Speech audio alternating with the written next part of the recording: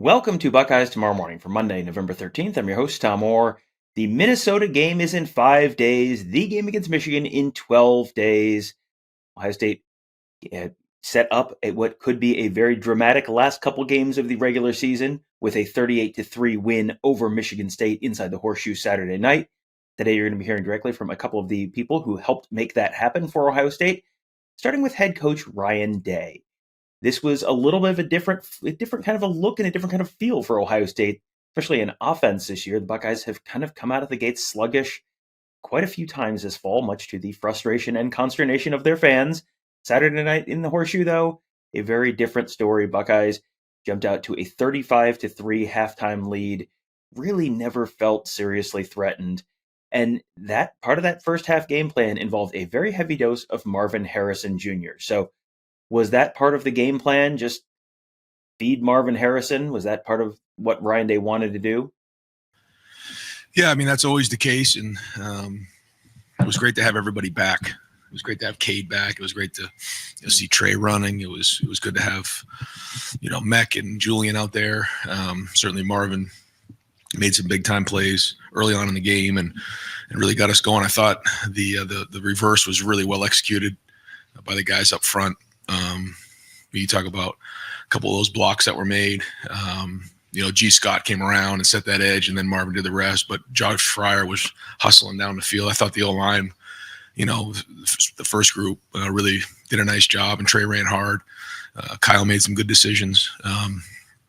But like you said, Marv, is a special player, and we're always going to try and find ways to get him the ball. Not that it's always easy. There was a lot of double coverage out there tonight, and still found a way to make plays. Well, the offense has sometimes struggled in the first half. The defense has generally been pretty solid both halves of the game, and that was true again on Saturday night, even though the defense was playing without three of their key players. Still looked pretty good. So what is the status of those three guys who missed the game? Tommy Eichenberg, Lathan Ransom, and Josh Proctor, and just really the status of the defense on the whole at this point. Tommy will be week to week. It's not long term, but it will be week to week. We feel like we're going to get him back here soon. Lathan's more long term, but same thing with Proc. We think we'll get him back here real soon. But it was great to see some guys step up. Guys that you never know how this thing's going to shake out, and you have to have guys play. And even at the end of the game, able to get some guys some reps. Those are precious reps because you just never know when guys are going to have to be put in those situations. I think back down the stretch run last year, at running back, at tight end, there was a lot of times, where we needed guys to step up, and so watch the film and figure out who did that today. Marvin Harrison had another monster game for the Buckeyes on Saturday night. 7 catches, 149 yards, 2 touchdowns, plus a 19-yard touchdown run. It has not been necessarily as easy as you think to get the ball to Marvin Harrison this fall. Teams have been doing a lot of different stuff, bracketing him, shifting people around to try and make someone else beat them. So how creative have they had to be in order to get the ball into Harrison's hands? Yeah, we want to get everybody involved. You saw Cade have 7 targets, and sometimes you design a play where you think it's going to go somewhere and it goes somewhere else. I think Julian Fleming's playing really good football right now too, and the ball hasn't quite gone his way a couple times, but it's going to.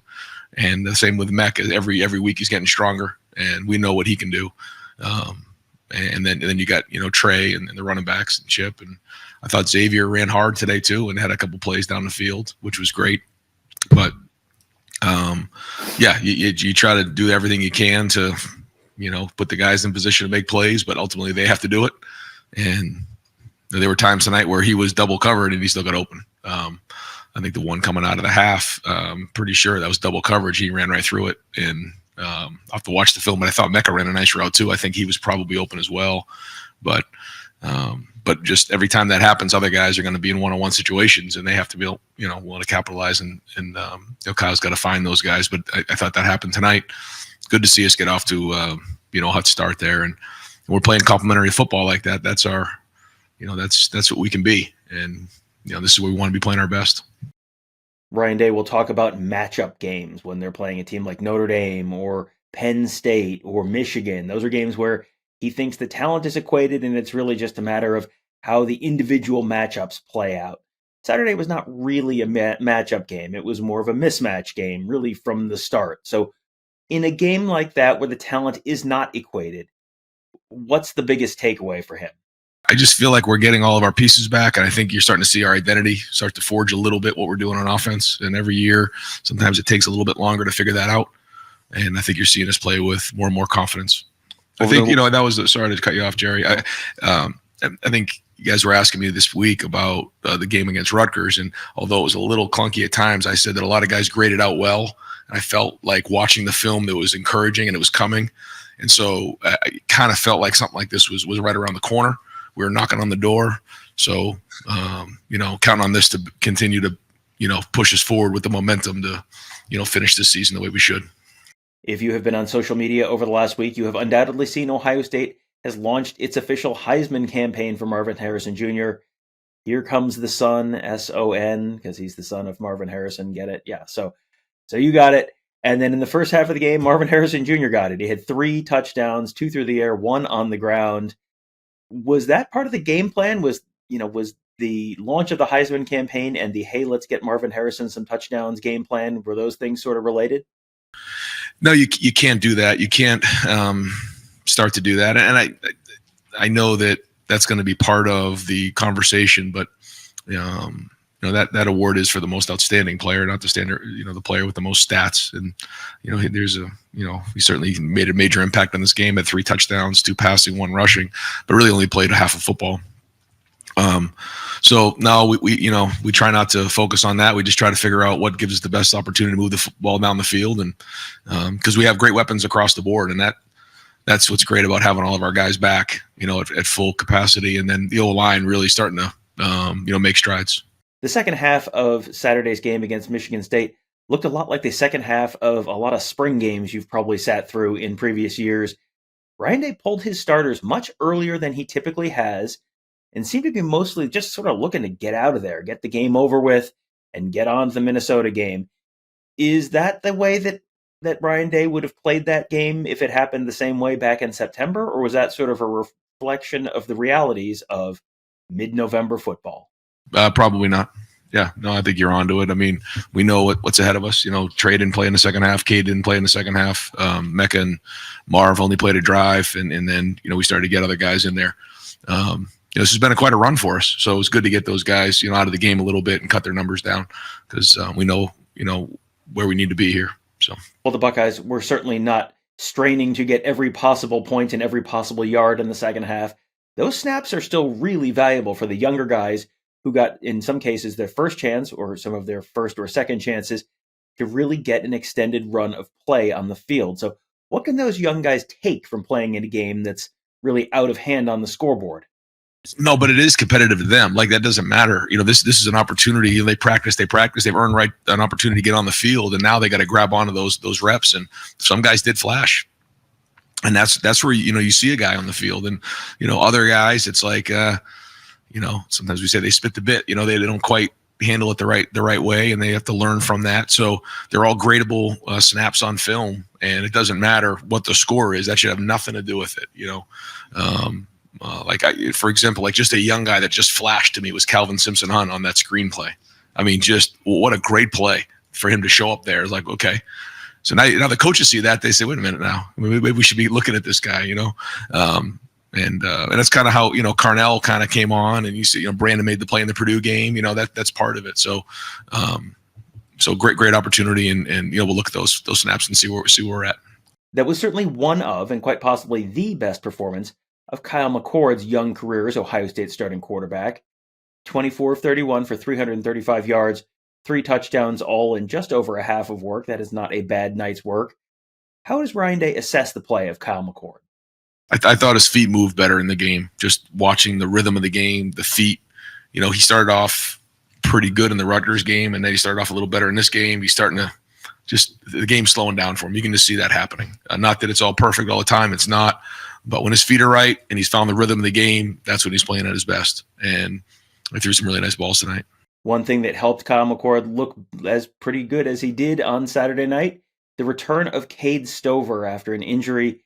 He was targeted 7 times. he caught the ball 7 times for 79 yards and a touchdown right before halftime that made it 35-3. How big was it to have Cade Stover back out there? Yeah, for one half of football, 7 catches, 80 yards, and a touchdown. It's a good night. He is strong inside in the run game, makes a huge difference.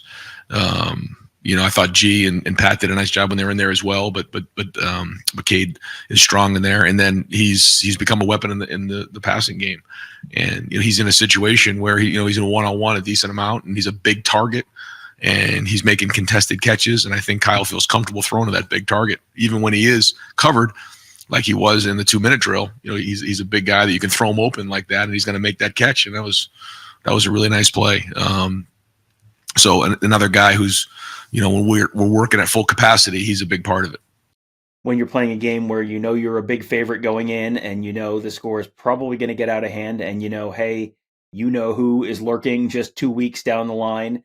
How hard is it for a team to stay focused this time of year on the task at hand?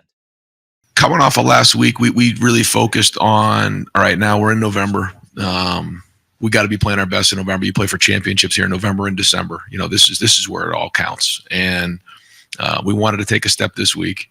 And it was just when things get bigger, the focus gets more narrow. And it was just about playing as hard as we possibly can and executing at a high level. And we did cut back a little bit on practice this week, and I thought the guys played fast. So we'll look at it, evaluate it, and figure out what's best this week. Next up, let's let you hear from Marvin Harrison Jr., wide receiver. We gave you his stats before, so you don't need to do it again. Suffice it to say, big game for Marvin Harrison Jr. What kind of a challenge has he faced this year personally, getting bracketed, getting doubled, and still trying to find a way to get the ball? Well, it's definitely been great. I learned a lot. In spring ball, I got to play slot pretty much the whole spring with the Mecca being out. And so just enhancing my game as much as I can. I think, last year, obviously, I was just, kind of an outside guy. But now, I think this year I'm showcasing more of my ability. And I can do many things on the field. So, like you said, credit to Coach Day. He's done a tremendous job getting me the ball. So all thanks to him, really. Ohio State launched its official Heisman campaign for Harrison earlier last week. There's obviously been a lot of Heisman buzz. Is that a goal of Marvin Harrison's? Is that something that he was sort of setting out to do at the beginning of the season? Did he want to be a Heisman contender or even a Heisman winner? No, in all honesty, that wasn't in my head at all. I just wanted to beat the team at North and go to the Big Ten championship.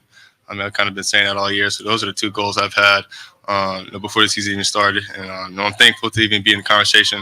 But there's a lot of football left to be played, and I'm just trying to do my best to help the team win. This is one of these fun little factoids that you've probably heard 750 times. But hey, did you know that Marvin Harrison and Kyle McCord went to high school together and played in the same high school football team? You did? Wow, I'm very surprised by that. Still, Marvin Harrison says his connection with Kyle McCord is still getting stronger every week now, even though they've played together for years. Yes, definitely. I know we played with each other in high school, but it's totally different in college. We just the players are better, the schemes are different, so we're still trying to adjust. And we have, I think it was 10 games now. We're still developing the chemistry and just giving each other different looks, in practice and trying to be on the same page as much as we can. So, it's been great though. It's definitely been super exciting playing with him again, and we're going to continue our connection on the field. Now on to the other half of that Marvin Harrison-Kyle McCord connection. McCord was asked, there's a lot of stuff going on right now, and you can interpret that to mean the stuff going on around the Ohio State team and the games that they're playing and the college football playoff rankings and all that kind of stuff. You can take that to mean, hey, there's some stuff going on up north that has certainly drawn a little bit of interest in Columbus over the last few weeks. You can just, hey, the Michigan game is only 12 days away. That maybe people taking a little peek ahead with all that stuff happening right now. Has it been a challenge to focus on the game that's coming up for them? Honestly, not tough at all. I feel like, we've done a good job of blocking out all the noise. And, I think regardless of what people are saying, what the rankings are, I think at this point in the year, it's pointless because we know at the end of the day, we still have a lot of football in front of us. And especially in November, that's when championships are won. So I think if anything, the team's done a good job of almost, putting the blinders on in a sense and, not letting any of that outside noise creep in. Marvin Harrison was not all that interested in making his own Heisman case, but Kyle McCord was asked to, what does Marvin mean to the team, and how might that fit into him as a Heisman candidate? Yeah, I mean, obviously, I can't really quantify it, how impactful he is to this offense. I mean, I think there's, one-on-one situations, obviously he wins. I think there's situations where he takes two defenders with him if they want to double him and somebody else is open. I think he does a good job blocking too. I mean, he does so much for the offense. And, I feel like, I think I said this about a month ago, if it's truly the award that goes to the best player, he has to be right there. We are headed into the final home game week of the season for the Buckeyes. Senior Day on Saturday, 4 o'clock kickoff against Minnesota inside the Horseshoe. The Buckeyes will honor their seniors before the game. And then as soon as that clock hits 0 at the end of the game, you know what week it is. So boy, is it going to be an exciting and interesting week around BuckeyeHuddle.com as we count down the days to the Michigan game. Just 12 right now. There's a court case up north that folks are going to be interested in this week. Going to be plenty to talk about on that front as well, I'm sure. And then all the Buckeye starters returning from injury. When is that going to happen? How is all that happening? We're going to keep you updated on all that stuff this week at BuckeyeHuddle.com as well as at YouTube.com/BuckeyeHuddle.